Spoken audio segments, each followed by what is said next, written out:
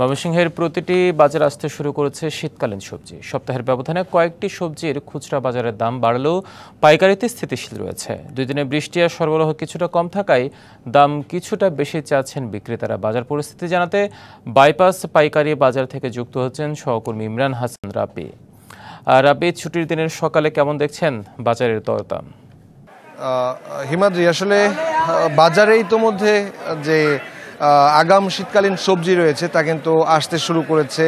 এই মুহূর্তে সবজির দামও কিছুটা কম, তবে গত 2 দিন বৃষ্টি থাকায় এবং বাজারে সরবরাহ কম থাকায় আজকের বাজার কিছুটা চড়া, এমনটাই আসলে জানিয়েছেন ক্রেতা এবং বিক্রেতারা। আমি রয়েছে এখন এই মুহূর্তে ময়মনসিংহের বাইপাস এলাকার যে পাইকারি আড়ত রয়েছে সেই জায়গায়।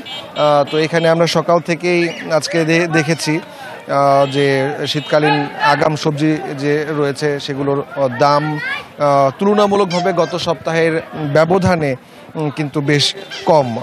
এখানে করলা 40 টাকা থেকে 50 টাকার প্রতি কেজি বিক্রি হচ্ছে, মিষ্টি কুমড়া 20 টাকা, বরবটি 40 টাকা, শসা 30 টাকা, বেগুন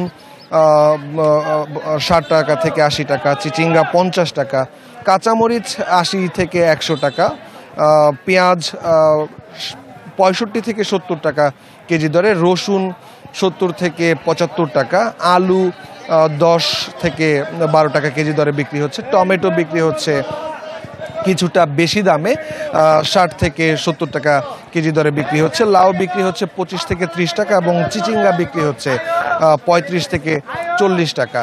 আসলে বাজারে নতুন যে কাঁচা সবজি রয়েছে সেই সবজি বাজারে আসতে শুরু করেছে। মূলত এই বাজারে যে ময়মনসিংহের চরাঞ্চলগুলো রয়েছে, ব্রহ্মপুত্র অববাহিকার যে চর এলাকা রয়েছে সেই চর এলাকায় যে শীতকালীন সবজিগুলো, সেই সবজি মূলত এই বাজারে উঠতে শুরু করেছে এবং এখান থেকেই মূলত ময়মনসিংহের বিভিন্ন এলাকার বাজারে সবজিগুলো পাইকারি বিক্রি হয়ে থাকে।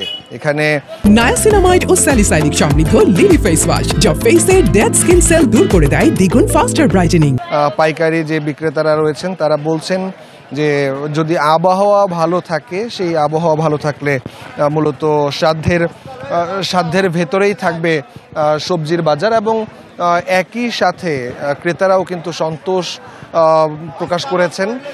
যদিও কিছু কিছু সবজির দাম এখনও চড়া, তো আসলে বাজারে সরবরাহ ঠিক থাকলে এই দামও সাধ্যের মধ্যেই থাকবে। এই ছিল হিমাদ্রি আমার কাছে ময়মনসিংহ পাইকারি আড়তদার বাজার থেকে সবশেষ খবর। ইমরান, ধন্যবাদ আপনাকে।